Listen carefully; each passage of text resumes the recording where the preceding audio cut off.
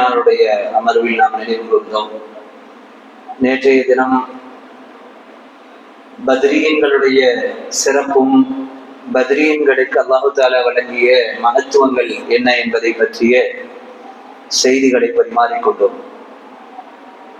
இந்த 3 நாளுடைய உரையின் இறுதியாக பத்ருடைய போர்க்களம், அந்த வரலாறு நமக்கு தரக்கூடிய பாடங்கள் என்ன, அந்த வரலாற்றிலிருந்து நாம் எடுத்துக்கொள்ள வேண்டிய படிப்பினைகள் என்ன என்கிற அடிப்படையில் ஒரு சில செய்திகளை இப்பொழுது நாம் பரிமாறிக்கொள்ள இருக்கிறோம். கண்ணியத்திற்குரியவர்களே, அல்லாஹ் குர்ஆனிலே பல்வேறு வரலாறுகளை எடுத்துக் கூறுகிறார். அந்த வரலாறுகளை எடுத்துக் கூறுவதனுடைய நோக்கத்தை அல்லாஹு தஆலா அந்த வரலாறுகளை பற்றி சொல்லும் பொழுதே எடுத்துக் கூறுவார். லகத் கான ஃபீ கஸஸிஹிம் லஇபரத்துல் லிஉலில் அல்பாப். நிச்சயமாக அவர்களுடைய வரலாற்றில் அறிவுடையவர்களுக்கு படிப்பினை இருக்கிறது என்று அல்லாஹ் தஆலா சுட்டிக்காட்டுவார். எந்த வரலாறுகளை எல்லாம் அல்லாஹ் எடுத்துரைக்கிறானோ அந்த வரலாற்றினுடைய இறுதியில் அல்லாஹ் உணர்த்த வருவது, இந்த வரலாறுகள் என்பது நடந்த நிகழ்வுகளை பரிமாறுவது அல்ல, கடந்த காலத்தினுடைய செய்திகளை பரிமாறுவதல்ல, கடந்த காலங்களிலே வாழ்ந்த மக்களுடைய நிலைகள் எப்படி இருந்தது என்பதை மட்டும் புள்ளி விவரங்களோடு பரிமாறிக்கொள்வதல்ல அதனுடைய நோக்கம். புள்ளி விவரங்களோடு என்று சொல்வதனுடைய அர்த்தம், நேற்றைய முன்தினம் கூட சகோதரர் அவர்கள் உரை நிகழ்த்தும் பொழுது பத்ருடைய போர்க்களத்திலே எத்தனை பேர் பங்கெடுத்தார்கள், எத்தனை ஒட்டகங்கள் இருந்தது, எதிரிகளுடைய தரப்பில் உள்ள பலம் என்னவாக இருந்தது, அவர்கள் எத்தனை எண்ணிக்கையில இருந்தார்கள் என்கிற புள்ளி விவரங்கள் எல்லாம் இருந்தது. இந்த புள்ளி விவரங்களை நாம் அறிந்து வைத்து என்ன பிரயோஜனம் இருக்கிறது? அது அறிவு சார்ந்த ஒரு விஷயம், அதுவல்ல வரலாறுகளுடைய நோக்கம் என்பது. பத்ரு போர்க்களத்திலே அவர்கள் செய்த தியாகங்களை பற்றிய பல்வேறு செய்திகளை நாம் பரிமாறிக்கொண்டாலும் பரிமாறிக்கொள்வதனுடைய உண்மையான நோக்கம் என்ன என்றால், அதிலிருந்து கிடைக்கக்கூடிய பாடங்களையும் படிப்பினைகளையும் நாம் எடுத்து நடப்பதுதான் அந்த வரலாறுகள் நமக்கு எடுத்துரைப்பதனுடைய, நாம் நினைவு கூறுவதனுடைய மிக முக்கியமான நோக்கம். அந்த அடிப்படையில் பத்ருடைய போர் சம்பந்தமான பல்வேறு செய்திகளை நாம் பரிமாறிக்கொள்கிற தருணத்தில் அந்த வரலாறுகள் நமக்கு தரக்கூடிய பாடங்களை நாம் சுருக்கமாக எடுத்துக்கொண்டு அதனை நம்முடைய வாழ்வியலாக மாற்றுவதற்கு நாம் முயற்சிக்க வேண்டும். அன்பானவர்களே, பொதுவாக வரலாற்றில் கடந்த கால வரலாற்றிலிருந்து பாடம் பெறவில்லை என்றால் நிச்சயமாக அந்த சமூகம் முன்னேற முடியாது. அது பொதுவாக தனிப்பட்ட வாழ்க்கையாக இருந்தாலும் சரிதான், குடும்பமாக இருந்தாலும் சரிதான், சமூகமாக இருந்தாலும் சரிதான். ஒரு உதாரணத்திற்கு, ஒரு குடும்பத்திலிருந்து வந்த ஒரு நபர், இப்போ எல்லாம் நம்முடைய மூதாதையர்கள், நம்முடைய குடும்பங்கள் எல்லாம் நம்ம அடுத்தடுத்த ஜெனரேஷனாக வாழ்ந்து கொண்டிருக்கிறோம். ஜெனரேஷனாக ஒரு குடும்பம் வளர்ச்சியை அடையாமல் இருக்கக்கூடிய வாய்ப்புகள் இருக்கலாம். அதற்கு ஏதேனும் ஒரு காரணங்கள் இருக்கலாம். அந்த காரணங்களை குறித்து சிந்திக்காத அடுத்தடுத்த தலைமுறை முன்பு எப்படி இருந்ததோ அதே போல இருக்கும், அல்லது அதை விட மோசமாக இருக்கும், அதை விட வளர்ச்சி குறைந்த ஒரு நிலையில தான் போகும். சிந்திக்கக்கூடிய அந்த அடுத்தடுத்த தலைமுறைதான் மாற்றங்களை சந்திக்கும். இது தனிநபர்களுடைய வாழ்க்கையிலும் சரிதான், ஒரு குடும்பமாகவும் அதே போல சமூகமாகவும். கடந்த காலத்திலே முஸ்லிம் சமூகத்தினுடைய பலவீனங்கள் என்ன, பலன் என்ன? சஹாபாக்களுடைய வாழ்க்கையில் இருந்த பலங்கள் தான் இன்றை வரைக்கும் இஸ்லாத்தை நிலைநிறுத்த செய்திருக்கிறது. ஆனால் அடுத்தடுத்த காலகட்டங்களில் வந்த முஸ்லிம்களுடைய வரலாறுகளிலே ஏற்பட்ட பலவீனங்கள் அல்லது சறுக்கல்கள் அல்லது அவர்கள் கவனம் செலுத்த தவறிய விஷயங்கள் தான் முஸ்லிம் சமூகத்தை பலவீனமான நிலைக்கு கொண்டு போய் சேர்த்திருக்கிறது. இப்படி பலங்களையும் பலவீனங்களையும் அறியாத சமூகம் நிச்சயமாக முன்னேற முடியாது என்பதுதான் வரலாறுகள் சொல்லக்கூடிய செய்தி. அந்த அடிப்படையில் பத்ருடைய போர்க்களம் சம்பந்தமாக நினைவு கூறும் பொழுது அந்த போர்க்களம் நமக்கு நிறைய பாடங்களை கற்றுக் கொடுக்கிறது. சமகாலம் வரைக்கும் அந்த பாடங்களை எடுத்து நடக்கக்கூடிய சமூகம் நிச்சயமாக மேன்மை பெறும் என்பதுதான் பத்ரு சொல்லக்கூடிய பாடம். 5 பாடங்களை இந்த சுருக்கமான நேரத்தில் நாம் பகிர்ந்து கொள்ள இருக்கிறோம். பத்ருடைய போர்க்களம் தரக்கூடிய முதலாவது பாடம் என்னவென்றால், அசத்தியங்களை காணும் பொழுது, தவறுகளை காணும் பொழுது அசத்தியவாதிகள் தங்களுடைய அட்டூழியங்களை செய்யும் பொழுது அவர்களை களம் கண்டு அந்த அசத்தியங்களை தடுத்து நிறுத்த வேண்டிய அவசியம் இருக்கிறது என்பதை உணர்த்தக்கூடிய ஒரு போராக பத்ருடைய போர் அமைந்திருக்கிறது.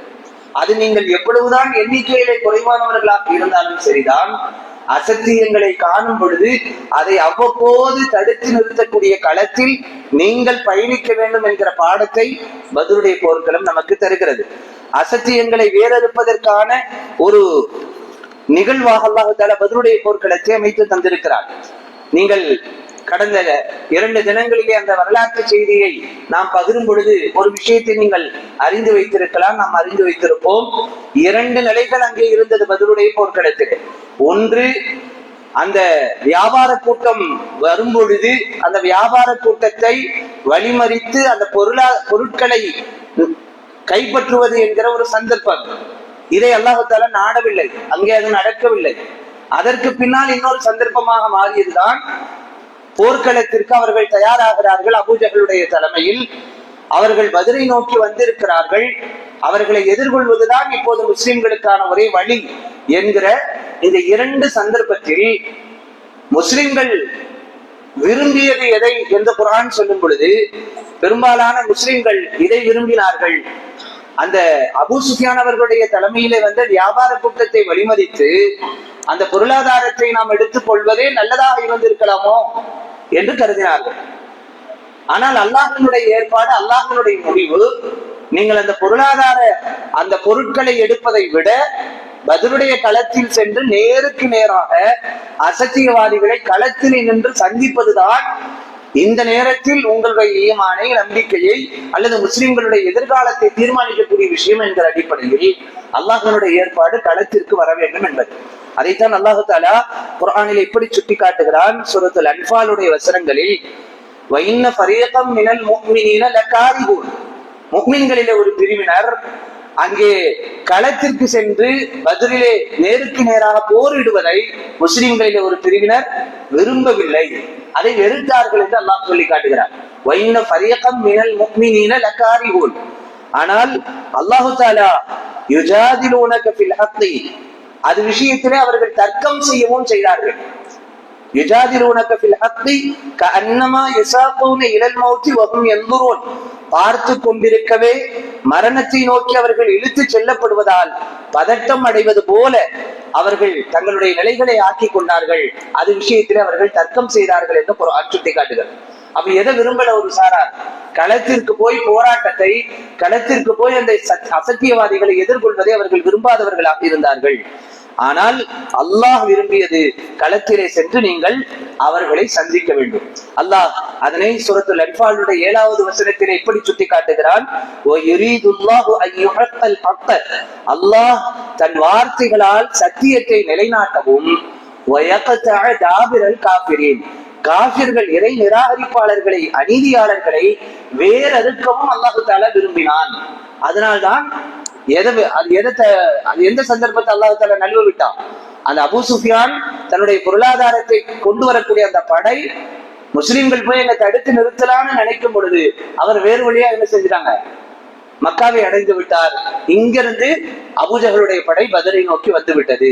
அப்ப இங்கே ஒரே ஒரு வாய்ப்பு தான் இருக்கிறது. நீங்கள் எதை சந்திக்கணும்?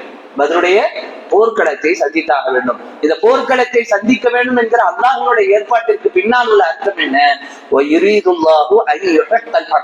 சத்தியத்தை நிலைநாட்டுவதற்கு அல்லாஹ் தஆலா விரும்பினான். இங்க நம்ம கவனிக்க வேண்டியது இந்த வார்த்தை பாருங்க. அல்லாஹ் தஆலா எவ்வளவு அழுத்தம் திருத்தமாக சொல்கிறான். காஃபிர்களை அல்லாஹ் தஆலா வேறு அறுப்பதற்கு, இறை நிராகரிப்பாளர்களை, அசத்தியவாதிகளை அல்லாஹ் வேறு அறுப்பதற்கு நாடினான்.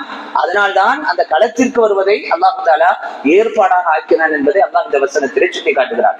இங்கே அல்லாஹ் நமக்கு உணர்த்த வருவது, சில நேரங்களில் நமக்கு வெறுப்பாகவே இருந்தாலும் கூட சில களங்களை சந்திக்க வேண்டிய அவசியம் நமக்கு ஏற்படும். அந்த நேரத்தில் அதை வெறுத்து ஒதுக்கவோ அல்லது அதை சிரமமாக கருதக்கூடிய மனப்பான்மையோ முஸ்லிம்களிடம் இருக்கக்கூடாது என்கிற ஒரு பாடத்தை அல்லாஹ் தஆலா இந்த பத்ரின் வழியாக நமக்கு சுட்டி காட்டுகிறார். இனி எதிர்காலம் எல்லாம் அப்படி இருப்பதற்கான வாய்ப்புகள் இருக்கிறது. பல களங்களை சந்திக்கக்கூடிய நிர்பந்தங்கள் நமக்கு ஏற்படலாம். அதனுடைய வெளிப்பாடுதான் இன்றைக்கு நடந்து கொண்டிருக்கிற உலகளாவிய அளவிலே முஸ்லிம் சமூகம் எதிர்கொண்டிருக்கிற எல்லா போர்களும்.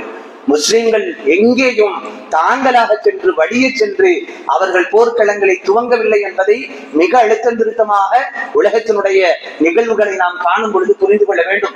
அது பாலஸ்தீனத்தினுடைய நீண்ட நெடிய காலத்தினுடைய அந்த போர்க்களங்களாக இருக்கட்டும், அதே போல இப்பொழுது நடந்து கொண்டிருக்கிற ஈரானிய போராக இருக்கட்டும், உலகத்தில் எங்கெல்லாம் இஸ்லாமிய அரசை மையமாக கொண்டு போர்கள் நடைபெற்றுக் கொண்டிருக்கிறதோ அவர்களுக்கு எதிராக இஸ்லாத்தினுடைய விரோதிகள் பல்வேறு தாக்குதல்களை நடத்தி கொண்டிருக்கிறார். எங்கேயும் முஸ்லிம்களாக தங்களுடைய செயல்பாடுகளை துவக்கவில்லை என்பதை நாம் மிக தெளிவாக புரிந்து கொள்ள கடமைப்பட்டிருக்கிறோம். காரணம், முஸ்லிம்கள் ஒருபோதும் அப்படிப்பட்ட வழிகாட்டுதல்களுக்கு உரியவர்கள் அல்ல. நாம் அடிக்கடி நினைவு கூறக்கூடிய இந்த ஹதீஸ் இங்கேயும் நாம் நினைவு கூறலாம். ரசூல் ஸல்லல்லாஹு அலைஹி வஸல்லம் அவர்கள் சொன்னது, நீங்கள் அல்லாஹ்விடத்திலே ஆஃபியத்தை கேளுங்கள். லா தமன்னௌ லிகாஅல் அதுவி, நீங்கள் களத்திலே எதிரிகளை சந்திக்க வேண்டும் என்று நீங்களாக ஆசைப்பட வேண்டாம். அல்லாஹ்விடத்திலே நீங்கள் ஆஃபியத்தை கேளுங்கள். ஆனால் ஃபைதா லகைதுமுஹும் ஃபஸ்புது, நீங்கள் ஒருவேளை சந்திக்கக்கூடிய நிர்பந்தத்திற்கு தள்ளப்பட்டால் அங்கே தடுமாற்றம் உங்களிடத்தில் இருக்கக்கூடாது. நீங்கள் உறுதியான மனப்பான்மை கொண்டவர்களாக அந்த களத்திலே செயல்பட வேண்டும். அப்படிப்பட்ட ஒரு நிலையைத்தான் அல்லாஹ் பத்ரீன்களுக்கு கொடுத்தான். பத்ர்வாசிகள் அந்த களத்தை சந்தித்தார்கள், அதிலே உறுதியோடு இருந்தார்கள். அதன் மூலமாக அல்லாஹு தஆலா காபிர்களை வேறறுத்தான், இறை நிராகரிப்பாளர்களை, அநியாயக்காரர்களை அல்லாஹு தஆலா ஒன்றும் இல்லாமல் ஆக்கினான் என்கிற அந்த பாடத்தை முதல் பாடமாக அல்லாஹு தஆலா பத்ர் போரின் வழியாக நமக்கு கொடுக்கிறார். எனவே கண்ணியத்திற்குரிய அல்லாஹ்வின் நல்லடியார்களே, உலகத்திலே அநீதியாளர்களுடைய அந்த செயல்பாடுகள் தலைமுறை தலைமுறையாக ஒவ்வொரு காலகட்டத்திலும் இருந்து கொண்டேதான் இருக்கும். அது கியாமத் நாள் வரைக்கும் அல்லாஹ் தஆலா அப்படித்தான் வைத்திருக்கிறார். அந்த அநீதியாளர்களை எதிர்த்து நிற்கக்கூடிய ஒரு கூட்டம், அதற்காக வேண்டி பாடுபடக்கூடிய கூட்டம், அர்ப்பணிக்கக்கூடிய கூட்டமும் காலங்காலமாக இருந்து கொண்டே இருக்கும். அதிலே நாம் இருக்கிறோமா என்பதுதான் இப்பொழுது உள்ள கேள்வியாக இருக்கிறது. அதிலே நம்முடைய பங்களிப்பு என்ன? அந்த விஷயத்திலே ஒரு அர்ப்பணிப்பும் தியாகமும் வர வேண்டும் என்கிற ஒரு நிர்பந்தம் வரும் பொழுது அந்த நேரங்களில் நம்முடைய மனநிலை எப்படி இருக்கிறது? ஒரு சேஃப் ஜோனில் ஒதுக்கி கொண்டு நம்முடைய வாழ்க்கையை நாம் உண்டு, நம்முடைய வேலை உண்டு என்று நின்று விடுகிறோமா? அல்லது அநீதியாளர்கள் அவர்கள் எவ்வளவு மூர்க்கத்தனமாக வந்தாலும் கூட என்னால் முடிந்த பங்களிப்புகளை நான் செய்ய வேண்டும் என்கிற மனப்பான்மையோடும் தைரியத்தோடும் உற்சாகத்தோடும் நம்பிக்கையோடும் களம் காணுகிறோமா? அப்படிப்பட்ட முஃமின்கள் தானா நாம் என்கிற அந்த பரிசோதனை தான் இப்பொழுது நமக்கு தேவை. எனவே பத்ருடைய போர்க்களத்தை நினைவு கூறக்கூடிய இந்த தருணத்தில் அது சொல்லக்கூடிய மிக முக்கியமான பாடம், எப்போதெல்லாம் அநீதம் அது எங்கிருந்து வந்தாலும் சரிதான், அது ஏதோ இஸ்லாத்திற்கு அப்பாற்பட்டு இறை நிராகரிப்பாளர்களிடமிருந்து இஸ்லாத்தினுடைய விரோதிகளிடமிருந்து வருவதல்ல, முஸ்லிம்களை அழிக்க வேண்டும் என்று நினைக்கக்கூடியவர்களிடமிருந்து மட்டும் கலங்காடுவதல்ல. அநீதம் எங்கே இருந்தாலும், அது இஸ்லாத்திற்குள்ளே இருந்தாலும் சரிதான், முஸ்லிம்களே அநீதம் செய்தாலும் கூட அந்த அநீதியாளர்களுக்கு எதிராக குரல் கொடுக்க வேண்டிய, களம் காண வேண்டிய நிலை வந்தால் அந்த நேரத்தில் எந்த தயக்கமும் இருக்கக்கூடாது என்கிற முதல் பாடத்தை பத்ருடைய போர்க்களம் நமக்கு எடுத்துரைக்கிறது. பத்ருடைய போர்க்களம் எடுத்துரைக்கக்கூடிய இரண்டாவது பாடம் என்னவென்றால், சத்திய பாதைக்கு எப்பொழுதும் நாம் பக்கபலமானவர்களாக இருக்க வேண்டும். ஏதேனும் சத்தியமான பணிகள் நடக்கிறது, நற்காரியங்கள் நடக்கிறது, சத்தியத்திற்கு துணையை நிற்க வேண்டிய ஒரு அவசியம் இருக்கிறது என்றால் அந்த நேரத்திலே எல்லாம் நாம் அதற்கு துணையாக நிற்க வேண்டும் என்கிற பாடத்தை பத்ருடைய போர்க்களம் தருகிறது. முதல் நாளுடைய வரலாற்றை நீங்கள் நினைவு கூறும் பொழுது ஒரு செய்தி பகிரப்பட்டிருக்கலாம். ரசூலுல்லாஹி ஸல்லல்லாஹு அலைஹி வஸல்லம் அவர்கள் அந்த பத்ருடைய போர்க்களத்தில் நாம் போர்க்களத்தை தான் சந்திக்க வேண்டும் என்கிற அறிவிப்பு வந்த பொழுது அதை சஹாபாக்களுக்கு மத்தியில் எடுத்து சொன்ன பொழுது அபூபக்கர் ரலியல்லாஹு அன்ஹு அவர்கள் முதலிலே எழுந்து சம்மதம் தெரிவிக்கிறார்கள். அதற்கு பின்னால் உமர் ரலியல்லாஹு அன்ஹு அவர்கள், இப்படியாக பெருமானாருக்கு மிக நெருக்கமாக இருந்த நபித்தோழர்கள் ஒவ்வொருவராக தங்களுடைய சம்மதத்தை தெரிவிக்கிறார்கள். ஆனால் மறுபடியும் ரசூல் ஸல்லல்லாஹு அலைஹி வஸல்லம் அவர்கள் கேள்வி எழுப்பிக் கொண்டே இருக்கிறார்கள், கருத்துக்களை கேட்டுக்கொண்டே இருக்கிறார்கள். அப்பொழுதுதான் அன்சாரி சஹாபாக்களுக்கு புரிகிறது, பெருமானார் நம்மிடத்திலிருந்து ஏதோ எதிர்பார்க்கிறார்கள், அதற்கு நாம் பதில் கொடுக்க வேண்டும் என்பதை அன்சாரி சஹாபாக்கள் புரிந்து கொண்டு அப்பொழுது எழுந்து நிற்கிறார்கள். அன்சாரிகளுடைய தலைவராக இருந்த சஅத் இப்னு முஆத் ரலியல்லாஹு அன்ஹு அவர்கள் எழுந்து சொல்கிறார்கள், அல்லாஹ்வின் தூதரே, எங்களை நினைத்துத்தானே நீங்கள் திரும்ப திரும்ப கருத்துக்களை கேட்டுக்கொண்டே இருக்கிறீர்கள். இப்பொழுது நாங்கள் இதோ சொல்கிறோம், கேட்டுக்கொள்ளுங்கள். எங்களுடைய கருத்தை உங்களை கண்ணியப்படுத்திய, உங்களுக்கு வேதத்தை அருளிய இறைவனின் மீது ஆணையாக சொல்கிறோம், நாங்கள் ஒருபோதும் அந்த போர்க்களத்தினுடைய பாதையில் இருந்து நாங்கள் விலகி செல்ல மாட்டோம். ஆனால் எங்களுடைய உண்மை நிலை என்ன தெரியுமா? இதுவரைக்கும் நாங்கள் போர்க்களத்தை சந்தித்ததே கிடையாது. போர் என்றால் எப்படி இருக்கும் என்று தெரியாது. போர்க்களத்தினுடைய கடினங்களை பார்த்தது கிடையாது. அன்சாரிகள் சொல்கிறார்கள், இப்ப நம்மள்ட்ட ஒரு களத்தை நாம் காண வேண்டும் என்கிற ஒரு சூழல் வரும் பொழுது நம்ம கூப்பிட்டோம்னா என்ன சொல்லுவோம்? இன்னைக்கு போராட்டத்துக்கே பல பேர் தவிர்க்கிறதுக்கு என்ன தெரியுங்களா காரணம்? சாதாரண ஒரு ஆர்ப்பாட்டம், அது ஜனரஞ்சகமான ஒரு ஆர்ப்பாட்டம் என்று வைத்துக் கொள்ளுங்கள். அந்த ஜனரஞ்சகமான ஆர்ப்பாட்டத்தை தவிர்க்கிறதுக்கு என்ன காரணம்? அங்க போனோம்னா என்னவாவது ஆயிடுமோ? ஜனநாயக நாட்டிலே போராடுவதற்கான உரிமைகள் இருக்கிறது.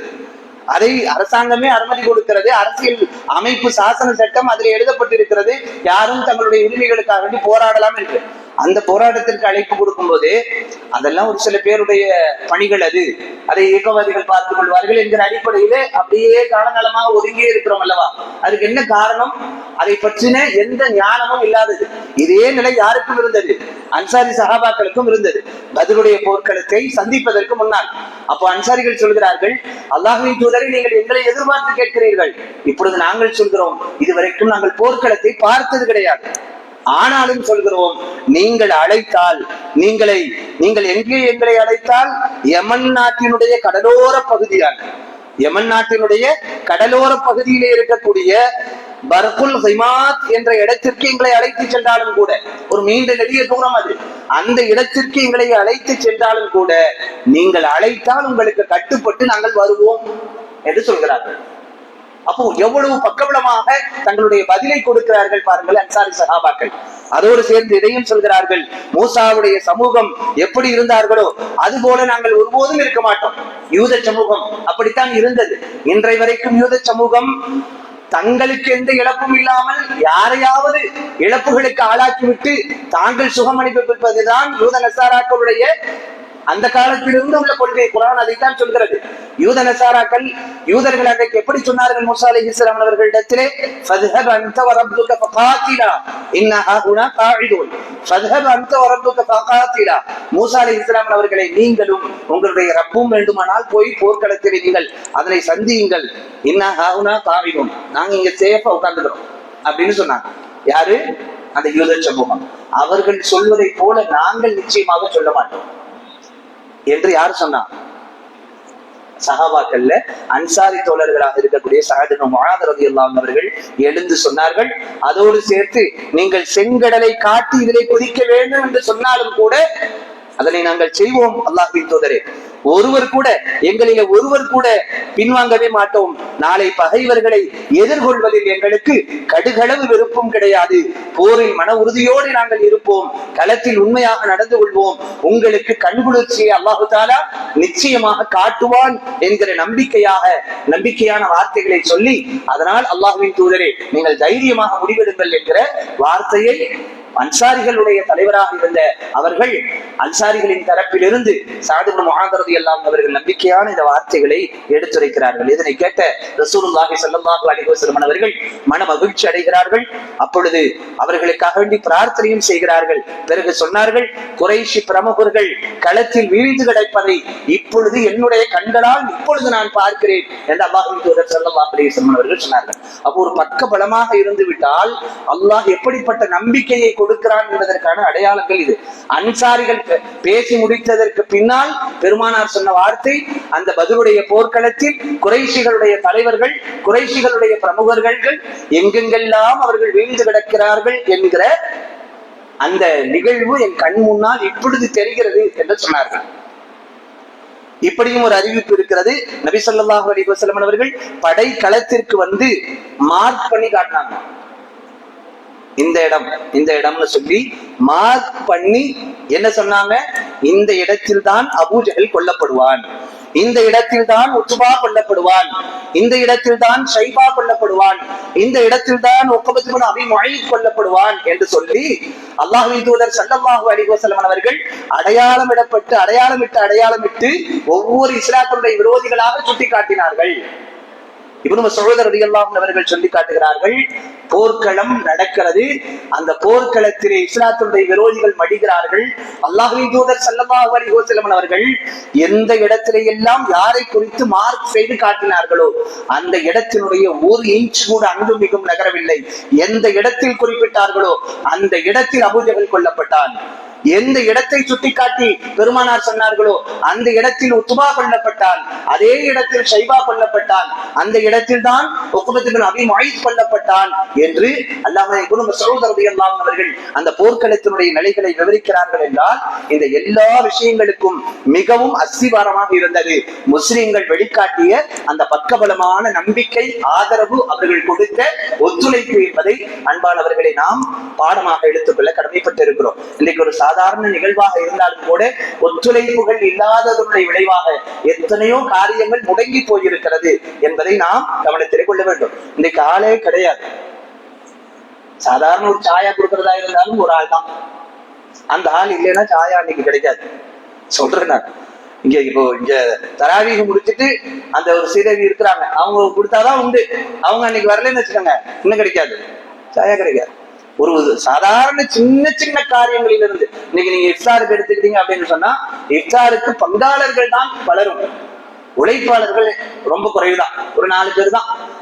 அவங்களுக்கு எப்படி ஆயிடும் சில நேரங்கள்ல அப்படின்னு சொன்னா, யா அல்லாஹ் இந்த புனித ரமலான் சீக்கிரமா முடிச்சுட்டா பரவாயில்லைன்னு வந்துடும். ஏன்னா அந்த ரமலான் முழுக்க கடைசி அந்த 20 நிமிஷம் ஒரு நாளும் அவங்களால துவா செய்ய முடியாது. ஆனால் அவர்கள் தான் அல்லாஹ்விடத்தில் மிகப்பெரிய அங்கீகாரம் பெற்றவர்கள்ங்கிறத நம்ம மனசுல வைக்கணும். ஏன்னா போர்க்களத்துல ரசூல் ஸல்லல்லாஹு அலைஹி வஸல்லம் அவர்கள் சஹாபாக்களோடு இருக்கும்போது நபித்தோழர்கள் சில பேர் நோன்பு வச்சிருந்தாங்க, சில பேர் நோன்பு வைக்கல. நோன்பு வைக்காதவர்கள் எல்லாம் அந்த கூடாரங்களை அமைப்பது, கஷ்டமான வேலைகளை செய்வது, இதையெல்லாம் செய்தாங்க. அப்ப ரசூல் ஸல்லல்லாஹு அலைஹி வஸல்லம் அவர்கள் சொன்னார்கள், இந்த நோன்பாளிகளுக்கு என்னென்ன நன்மைகள் எல்லாம் கிடைக்குமோ அதையெல்லாம் யாரும் அடைந்து கொண்டார்கள், இந்த உழைக்கக்கூடிய நபர்களும் அடைந்து கொண்டார்கள்னு சொன்னாங்க. அப்போ மற்ற நோன்பாளிகளுக்கு உழைப்பது என்பது அவர்களுக்கு கிடைக்கிற எல்லா நன்மைகளும் யாருக்கு கிடைக்கும்? நிச்சயமா அந்த 4 பேருக்கு நிச்சயமாக கிடைக்கும். ஆனா இன்றைக்கு இருக்கிற சூழல் என்னன்னா, அந்த 4 பேரு டபுள் டிஜிட்ல வர்றது ரொம்ப கஷ்டம். எந்த ஒரு நிறுவனத்திலையும் ஒரு 10 பேர் அப்படிங்கிறது இன்னைக்கு இல்ல, ஒரு 5 பேர் இருக்கிறாங்க, அவ்வளவுதான்.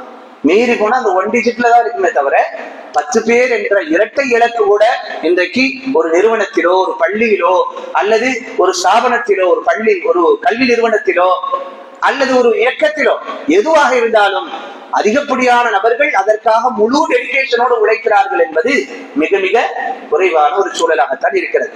ஆனாலும் அல்லாஹ்வுடைய பேரருள் அந்த குறைவான நபர்கள் எடுக்கிற அர்ப்பணிப்புகளும், அவர்கள் எடுக்கிற உழைப்புகளும், அவர்களுடைய உண்மையான தியாகமும் அங்கே பிரதிபலிப்பாக வருகிறது. அதற்குண்டான பலன்களை அல்லாஹ் தஆலா இன்னைக்கு உலகத்திலே தந்து கொண்டிருக்கிறான் என்பதுதான் நிதர்சனமானது.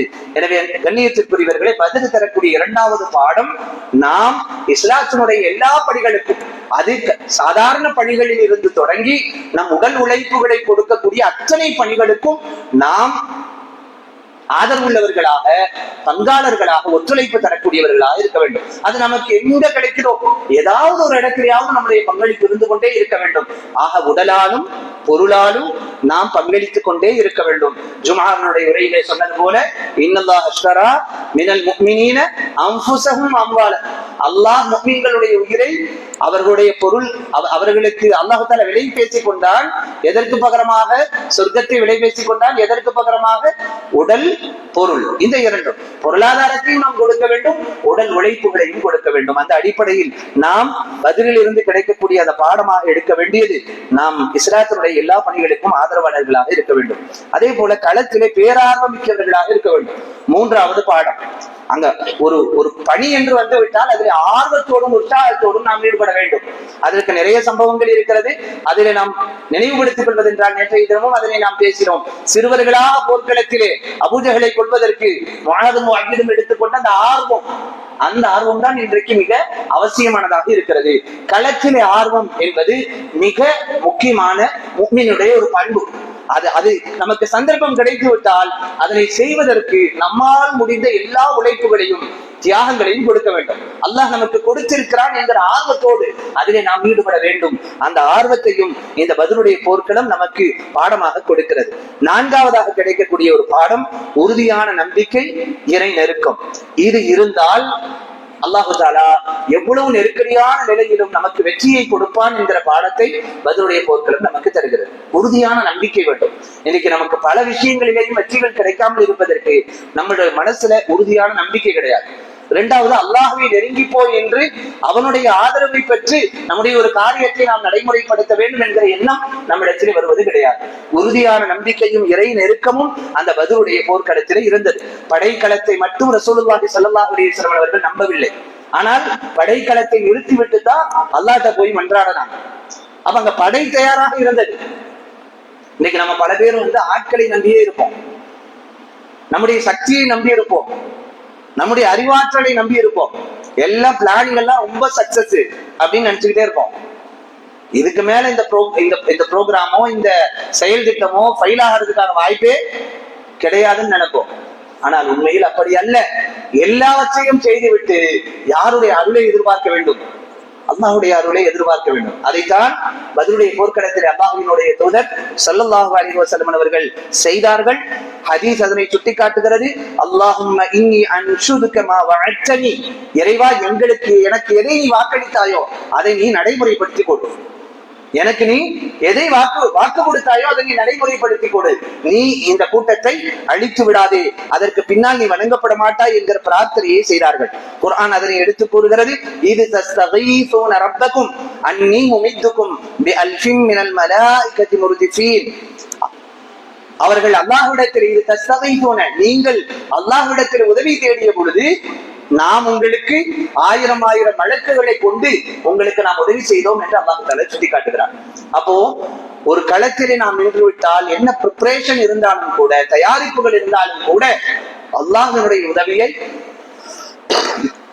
அவனுடைய அருளை எதிர்பார்க்கக்கூடிய தன்மை உள்ளவர்களாக நாம் இருக்க வேண்டும் என்பதை பத்ருடைய போர்க்களம் நமக்கு 4வது பாடமாக கொடுக்கிறது. எனவே அல்லாஹ்விடத்திலே எந்த ஒரு செயல் திட்டமாக இருந்தாலும் அல்லாஹ்விடத்திலே மன்றாட வேண்டும், அவனுடைய உதவியை எதிர்பார்க்க வேண்டும்.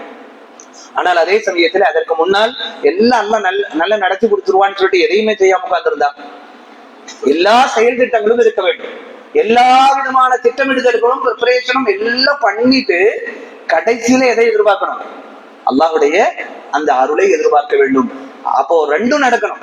முன்னாடி திட்டமிடுதலும் இருக்கணும், அதே சமயத்துல கடைசியில் அல்லாஹ்வுடைய அருள் கொண்டுதான் இவ்வளவும் நான் செய்து விட்டேன் ரப்பே, இதற்கு மேல் இதனை சிறப்பாக்குவது, இதற்கு மேல் இதனை அழகாக்குவது, இதற்கு மேல் இதனை அர்த்தமாக ஆக்குவது எல்லாம் யாருடைய கரத்தில்? இறைவா உன்னுடைய கரத்தில் என்கிற மனநிலையில் செயல்பட வேண்டும் என்கிற அந்த அழகான வழிகாட்டுதலை அல்லாஹ்வின் தூதர் ஸல்லல்லாஹு அலைஹி வஸல்லம் அவர்கள் அந்த பத்ருடைய போர்க்களத்தின் வழியாக நமக்கு பாடமாக கொடுக்கிறார்கள்.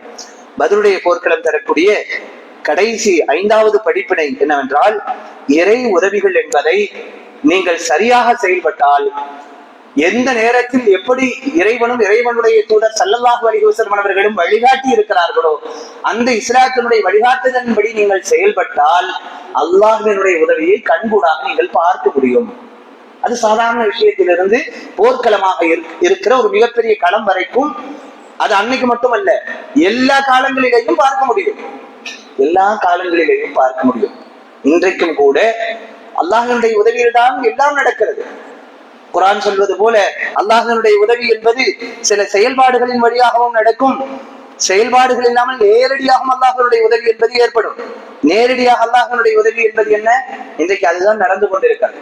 போர்க்களங்கள் நடக்கும் பொழுது இன்றைக்கு நடக்கிற போர்க்களங்கள் இருக்கிறதா இல்லையா? அன்றைக்கு நடந்த போர்க்களங்கள் என்பது வாட்களை எடுத்துக்கொண்டு களத்திலே அந்த பாலைவன பூமியில் ஒருவருக்கொருவர் நேரடியாக சந்தித்துக் கொண்டு ஒருவருக்கொருவர் சண்டையிட்டு ஒருவரை வீழ்த்தி அவரை அடிமையாக பிடித்து இப்படி வருவது. இன்றைக்கு நடக்கிறது எல்லாம் டெக்னாலஜி வயசுல நடக்கக்கூடிய போர்கள். இந்த போர்களுக்கு பின்னாடி யாரோட உதவி வேணும்? அல்லாஹ்வோட உதவி வேண்டும். அன்றைக்கு ரசூல் ஸல்லல்லாஹு அலைஹி வஸல்லம் அவர்கள் அந்த எதிரிகளை கடந்து வரும் பொழுது வீட்டுல இருந்து வெளில வர்றாங்க, யாரும் உள்ள வச்சுட்டு, அலி ரலியல்லாஹு அவர்களை படுக்கையிலே படுக்க வைத்து விட்டு வரும் பொழுது யாருடைய கண்களுக்கு தெரியல? எதிரிகளுடைய கண்களுக்கு தெரியவில்லை. எதிரிகளை நோக்கி ரசூல் ஸல்லல்லாஹு அலைஹி வஸல்லம் அவர்கள் சின்ன ஒரு பிடி மண்ணை எடுத்து அப்படி முகத்துல வீசிட்டு அவர்களை நோக்கி வீசிட்டு கடந்து வர்றாங்க. எதிரிகளுக்கு கண்களுக்கு தெரியவில்லை. குர்ஆன் அதைத்தான் இப்படி சொல்கிறது, வமா ரமைத இத் ரமைத வலக்கின் அல்லாஹ் ரமா. நீங்கள் அந்த நேரத்திலே அந்த மண்ணை எரிந்தீர்கள், ஆனால் நீங்கள் எரியவில்லை. அல்லாஹ் தான் எரிந்தான். இங்கே நன்கு கவனிக்க வேண்டும். இந்த எரிதல் இருக்கிறதா இல்லையா? அன்றைக்கு டைரக்டா கையில ஒரு சின்ன பிடி மண்ணை எடுத்து எரிதல் இருந்தது. இன்றைக்கு எரிதல் பல டெக்னாலஜியாக போய் கொண்டிருக்கிறது. எத்தனை தூரத்திற்கு போகிறது பாருங்க. அந்த தூரம் போகக்கூடிய அந்த இலக்குகள், இஸ்லாத்தினுடைய விரோதிகளை நோக்கி அது போகக்கூடிய அந்த இலக்கு கரெக்டா போய் அங்க காயின் பண்ணி அந்த இடத்துக்கு போய் சேர்றது. எல்லாத்துக்கும் பின்னாலையும் அல்லாஹ் தான் அங்கே எரிந்தான் என்பது நடக்கிறது. அப்போ இங்கே இதற்கு பின்னால் உள்ள ப்ரிப்பரேஷன் தான் அல்லாஹ் எதிர்பார்ப்பது. எல்லாவற்றையும் செய்துவிட்டு கடைசியில் அந்த இலக்கு நோக்கிய பயணம், அங்கே போய் சேருவது, அதில் வெற்றியை கொடுப்பது, அது முஸ்லிம்களுக்கு சாதகமாக மாற்றுவது, எல்லாம் அது அல்லாஹ்வுடைய ஏற்பாடு. அதைத்தான் அல்லாஹு தஆலா இங்கே நீங்கள் சரியாக செயல்பட்டால், இஸ்லாத்தினுடைய வழிமுறைப்படி, அல்லாஹ்வும் தூதரும் காட்டி தந்த வழிமுறைப்படி ஒவ்வொரு காலகட்டத்திலேயும் உங்களுக்கான பணிகளை நீங்கள் முன்னெடுத்தால் நிச்சயம் அல்லாஹ்வுடைய உதவி இருக்கிறது. அது டைரக்டான உதவியும் இருக்கும். அது அல்லாம சில உதவிகள் பதிலை கிடைத்தது போல அல்லாஹு தஆலா சிறு தூக்கத்தை அவர்களுக்கு கொடுத்தார். இது மன அமைதிக்காக சிறு தூக்கத்தை கொடுத்தார். ஏற்கனவே பேசும்போது கூட இதனை நாம் நினைவு கூர்ந்து இருக்கிறோம். தூக்கம்ங்கிறது ரொம்ப முக்கியமானது, ரொம்ப ரொம்ப முக்கியமானது. அந்த தூக்கம் எப்ப ரொம்ப முக்கியம்? ரொம்ப பதட்டமா இருக்கிற நேரத்துல தூக்கம் ரொம்ப அவசியம். அந்த தூக்கத்தை அல்லாஹ் ரொம்ப கிரிட்டிக்கலான சூழ்நிலையில, ரொம்ப பதட்டமான ஒரு சூழ்நிலையில், பத்ருடைய போர்க்களத்தில் என்ன முடிவென்றே தெரியாது. இன்னும் சொல்ல போனா இஸ்லாத்தினுடைய முதல் யுத்தம். அந்த யுத்தம் எப்படி நடக்கும், அதனுடைய முடிவு எப்படி ஆகும், பலருக்கும் யுத்தகளம் என்பதே புதுசு. நம்ம ஏற்கனவே அன்சாரி சஹாபாக்களை சொன்னது போல அப்படிப்பட்ட ஒரு சூழலில் எவ்வளவு பதட்டங்கள் இருக்கும். அந்த நேரத்தில் முந்தைய நாள் இரவு முஸ்லிம்களுக்கு, இஸ்லாத்தினுடைய படையில் இருக்கக்கூடியவர்களுக்கு ஒரு சின்ன தூக்கத்தை அல்லாஹ் தஆலா கொடுத்தான். பெரிய தூக்கத்தை கொடுத்தாலும் கஷ்டம் தானே. ஃபுல்லாவே தூங்கிட்டா அங்க களம் தயாராக இருக்கிறது. அப்புறம் சின்ன தூக்கம், அப்படி ஒரு சின்ன ஜர்க்காயிட்டே இருந்துச்சாங்க. ஆனால் அது ஒரு பெரிய ரெஃப்ரெஷை கொடுத்தது, ஒரு மிகப்பெரிய உத்வேகத்தை அவர்களுக்கு கொடுத்தது என்று குர்ஆன் சுட்டி காட்டுகிறது. அப்ப சிறு தூக்கம் என்பது அவர்களுக்கு மனோரீதியாக ஒரு மிகப்பெரிய மாற்றத்தை கொடுத்தது, அவர்களுடைய உடலுக்கும் அது ராகத்தை கொடுத்தது. அதே போல மழை, وَيُنَزِّلُ عَلَيْكُمْ مِنَ السَّمَاءِ مَاءً لِيُطَهِّرَكُمْ بِهِ وَيُذْهِبَ عَنْكُمْ رِجْزَ الشَّيْطَانِ وَلِيَرْبِطَ عَلَى قُلُوبِكُمْ وَيُثَبِّتَ بِهِ الْأَقْدَامَ. அல்லாஹு தஆலா இந்த மழையை கொடுத்ததும் கூட உங்களுடைய உள்ளத்திற்கு ஒரு அமைதியை, அந்த பூமியை ஸ்திரப்படுத்துறது, அந்த இடத்துல நீங்கள் போர்க்களத்தை சந்திப்பதற்கான தோதுவாக அந்த பூமியை ஆக்குவது, இதெல்லாம் அந்த சின்ன மழையை கொடுத்ததன் வழியாக அல்லாஹு தஆலா கொடுத்தது. அது மட்டுமல்ல, பத்ரு சார்ந்த நீர்நிலைகளை எல்லாம் இஸ்லாத்தினுடைய விரோதிகள் கைப்பற்றி இருந்த ஒரு சூழலில் தண்ணீருக்கான தேவை அவசியம் முஸ்லிம்களுக்கு இருந்த ஒரு சூழலில் தான் அல்லாஹு தஆலா அந்த மழையை இறக்கி வைத்தான். அதன் மூலம் முஸ்லிம்கள் பலன் பெற்றார்கள் என்பதை பார்க்கிறோம். அதே போல மலக்குகளை இறக்கியது, இதுவெல்லாம் அந்த போர்க்களத்திலே அல்லாஹு தஆலா முஸ்லிம்களுக்கு செய்த உதவிகள். இந்த உதவிகள் எப்போது கிடைத்தது? எப்பொழுது முஸ்லிம்கள் முறையாக அந்த போர்க்களத்திற்கு தயாராகி சரியான திட்டமிடுதலோடு தங்களுடைய செயல்பாடுகளை அமைத்துக் கொண்டார்களோ அந்த கூட்டத்திற்கு அல்லாஹ் தஆலா இப்படிப்பட்ட பேருதவிகளை செய்ததாக வரலாறு நமக்கு எடுத்துரைக்கிறது. அதே பாடம் தான் இன்றைக்கும் நாம் முறையாக முஸ்லிம்கள் முன்னெடுத்தால் காரியங்களை, எவ்வளவு நெருக்கடியாக இருந்தாலும் அந்த நேரங்களிலே எல்லாம் அல்லாஹ்வின் உதவிகள் கண்கூடாக இறங்குவதை நம்மால் காண முடியும்.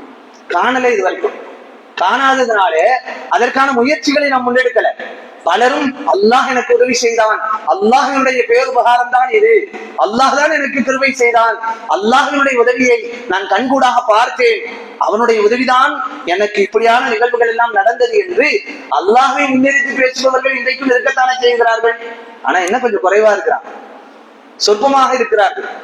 ஆனால் உண்மையில் நாம் அல்லாஹ்வை சார்ந்திருக்கும் பொழுது நம்முடைய எல்லா காரியங்களையும் இஸ்லாமும் அல்லாஹும் தூதரும் காட்டி தந்த வழிமுறைப்படி நடக்கும் பொழுது, அதனை முன்னெடுக்கும் பொழுது நிச்சயமாக நம்மில் ஒவ்வொருவரும், உலகத்தில் இருக்கிற அத்தனை முஸ்லிம்களும், அது எவ்வளவு நெருக்கடிகளை சந்தித்த ஒரு சூழலாக இருந்தாலும் அல்லாஹ்வினுடைய உதவிகளை, அல்லாஹ்வினுடைய அருளை வானில் இருந்து இறங்குவதை நம்மால் கண்கூடாக பார்க்க முடியும் என்கிற ஒரு அற்புதமான பாடத்தை இந்த பத்ருடைய போர்க்களம் தருகிறது. பத்ருடைய போர்க்களத்தை பற்றி நாம் நிறைய பேசலாம். அது ஆய்வு கண்ணோட்டத்தோடு பேசும்போது நிறைய ஏராளமான பாடங்களை நமக்கு அள்ளித்தரக்கூடிய ஒரு வரலாற்று நிகழ்வுதான் பத்ர் என்பது. இந்த 3 நாளுடைய தொடர் உரையில் பல்வேறு செய்திகளை நாம் பரிமாறிக்கொண்டோம். நாம் சுருக்கமாக விளங்கிக் கொள்ள வேண்டியது, எல்லா வரலாறுகளும் நமக்கு பாடங்களாக இருக்கின்றன. தனிநபராக, குடும்பமாக, சமூகமாக எல்லாவற்றிற்கும் இஸ்லாமிய வரலாற்றில் பாடங்கள் இருக்கிறது. அதனை எடுத்துக்கொண்டு நம் வாழ்வில் எவ்வளவு பெரிய மாற்றங்களை நாம் ஏற்படுத்திக் கொள்ள போகிறோம். தனிநபராகவும், குடும்பமாகவும், சமூகமாகவும் முஸ்லிம்கள் எந்த அளவு தூரம் அதனை தங்களுடைய வாழ்வியல் மாற்றத்திற்காக பயன்படுத்த போகிறார்கள் என்பதுதான் ஒவ்வொரு சந்தர்ப்பத்திலே, உரைகளிலே நாம் இந்த வரலாறுகளை பகிர்ந்து கொள்ளும் போது நம் முன்னால் உள்ள கேள்வியாக இருக்கிறது என்பதை நாம் புரிந்து கொள்ள கடமைப்பட்டிருக்கிறோம். அந்த வகையில் பத்ரை நினைவு கூறக்கூடிய புனிதம் நிறைந்த இந்த ரமலானுடைய மாதத்தில் நாம் அந்த போர்க்களம் தரக்கூடிய பாடங்களை நம்முடைய வாழ்க்கையில் நடைமுறைப்படுத்தி, அந்த போர்க்களம் அன்றைய முந்தைய சகாபாக்களுக்கு, அந்த முதல் அணியினருக்கு எப்படிப்பட்ட பலன்களை, கண்ணியங்களை கொடுத்ததோ அதே போன்ற பலன்களையும் கண்ணியங்களையும் நாமும் சமகாலத்திலேயும் அனுபவிக்கக்கூடிய நற்பாக்கியசாலிகளாக அல்லாஹ் உலக முஸ்லிம்கள் அத்தனை பேரையும் ஆக்கி அருள் புரிவானாக என்ற பிரார்த்தனையோடு நிறைவு செய்கிறேன். வாஹிரு தஅவானா அல்ஹம்துலில்லாஹி ரப்பில் ஆலமீன்.